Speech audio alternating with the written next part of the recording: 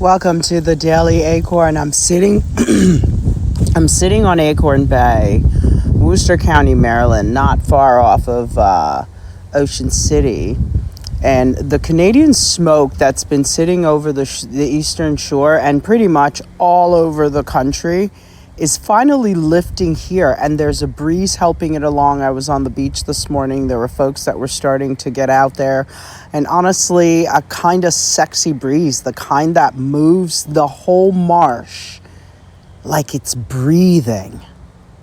Pine and oak trees are all around, and I've got water in front of me here, and between me and that water is this green, lush, impossibly alive stretch of marsh grass. You can tell I love marsh grass, right? Can't you tell I'm passionate about marsh grass deeply? I want to talk you into falling into love of the marsh grass the way that I do. I don't know if I can, but I'm really going to try. So here is an invitation. Most people look right past the marsh grass. I get it. It's the thing you see on the way to the water, not the thing you came for. I get that too. But several years ago, when we put in this bulkhead, John created this amazing space with the rocks to protect the trees and the land and the geese. We have a pair of geese, nesting geese, that are here every year, and every year the water tide comes up and washes away the eggs, and they're very sad about it. And we watch them mourn, and John passed away last year in September, and this year they were back again. So we thought, this entire new upgrade would also protect them, but I think geese have their own personalities, and we'll talk about that at some other point, because that in and of itself is fascinating. So when we put the bulkhead here, the rock to protect the trees and the land and the geese, we planted marsh grass, and a lot of it was done by hand, hundreds of marsh grass. Danny helped, John directed, of course, the Jarvis, he sat there like the professor and directed, and I took videos so he could share in it. And John is in a wheelchair, and so we were outside, doing that work. This was his creation and a collaborative vision here. So hundreds of it, stem by stem. We even invented a tool into the mud with Danny leading the way. And Danny was incredible, and we're going to celebrate Danny always. I sit here and I think of him. At the moment I saw the marsh grass, of course I sent him a message, because I'm thinking of him. I'm thinking of the time we've had. So this grass in front of me isn't wild in the way that people assume. Some of it we put here, and watching it take hold and spread and hold the shoreline together changed how I see marsh grass entirely. Crisfield has beautiful marsh grass as well, Chincoteague, and there's different varieties. Anyway, I spent years working with the Ward Museum of Wildfowl Art around decoys and carvers and hunters, the whole world that lives and works on this water. That's where the love of marsh started for me. But you don't need that history. You just need to look a little longer than you normally would. And that's what I'm inviting you to do. So here's what's actually happening in that green that you are picturing. And wherever I'm posting this, I'll put a photo up of the marsh. And you can Google it on your computer there, on your cellular. So here's what's actually happening in that green you're picturing. What you're likely looking at if you're anywhere on the Chesapeake Bay, or in Florida, Georgia, North Carolina, I imagine. If you're anywhere in these areas, is smooth cord grass, Spartina alterniflora, right? And I'm learning that too, and to say it without stumbling. But the Spartina, we call it Spartina. I love the Spartina, and you'll see this going towards Chincoteague, towards the beaches. It's absolute Deal Island. You'll see some good looking Spartina there too. Now you'll be looking at it everywhere. Locals, we call, some of the locals here call it oyster grass. You may have heard that, or salt marsh, cordgrass. It has that flat blade-like leaves. It looks great, but it isn't very soft. With and it also has blooms, tiny white flowers that bloom, and we should be getting the blooms now, and they will bloom here through September. And the round hollow stem with a strong interconnected root system, and that is what is amazing about them. It is the dominant grass in the bays, in the Chesapeake Salt Marsh area, which means almost everywhere you see marsh green on Delmarva, that is largely this one plant doing the work, right? And the work is serious. The work of the marsh grass. I hope I still have your attention. The work of the marsh grass, it spreads through an extensive system of long, hollow rhizomes.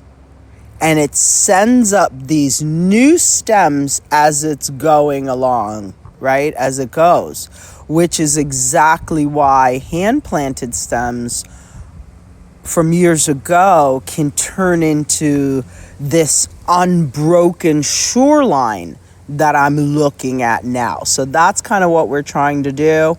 And I'll tell you how, the whole story of how Acorn Bay started. It started with a dream. I wanted a beach during COVID that turned into a sandbox, and you got to follow us to get that story. And then one day, we're in the bathroom and we're looking at these trees that had leaned so much, and John just spurred into action. So because it holds the soil together, it helps prevent erosion along the edges, and it creates a stable marsh system that acts as a natural buffer from the storms and the tidal surges that we get here on a regular. So estimates put the shoreline stabilization value of marsh like this at $50 to over maybe $200 per linear foot. This grass is quite literally standing between our land and the bay and the water, wherever you are, and you see this. In Crisfield, like I said, you get some beautiful examples of this, and I will continue this conversation. It is also the marsh grass. It is also a nursery, right? Marsh periwinkles climb its blades. So there's all kinds of stuff growing in this ecosystem, and it shelters mussels, like the ribbed mussels, and fiddler crabs. We're in Maryland. It feels like it's going to rain. Fiddler crabs. The blue crabs, we're the land of the blue crabs. They use Spartina marshes like this one as a nursery habitat in their early life stages, right alongside the eelgrass beds. Zoom out further, and coastal marshes and wetlands provide, as you can imagine, food, refuge, or nursery habitat to roughly 75% of fisheries. That's huge. Are you falling in love with the marsh grass yet? Including the finfish, crabs, of course, and shrimp that built this region's whole way of life. And then there's the part that connects the grass under my feet to the entire planet.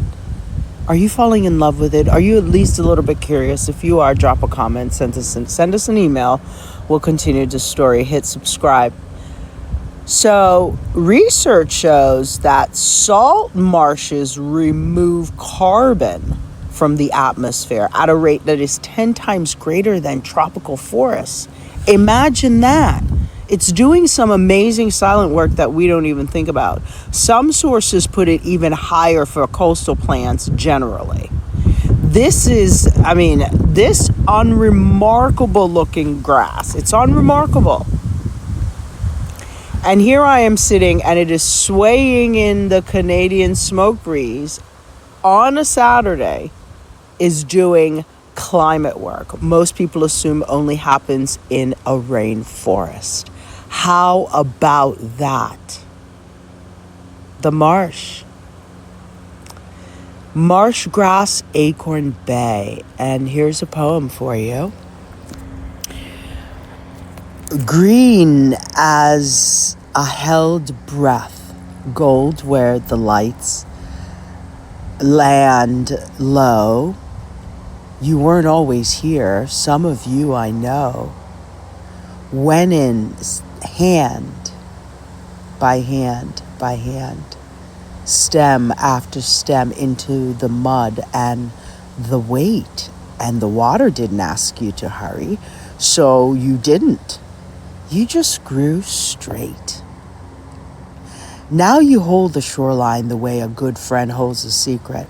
Quiet, constant, never asking to be seen for it.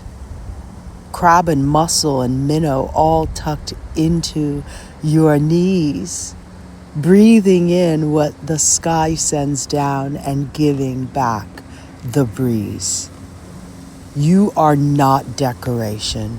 You're not the thing before the view. You're the reason there's a shoreline left for anyone to come look at you. Next time you're on the water, before your eye goes straight to the horizon, let it rest on the grass for a second longer. And if you're driving to like North Carolina, and imagine if you're going out to the Hamptons or out to Long Island, New York, or anywhere, that green isn't background. It's infrastructure, it's nursery, and carbon sink, all swaying in the same breeze that's cleaning out the smoke today. Fall in love with this marsh grass. I hope you did.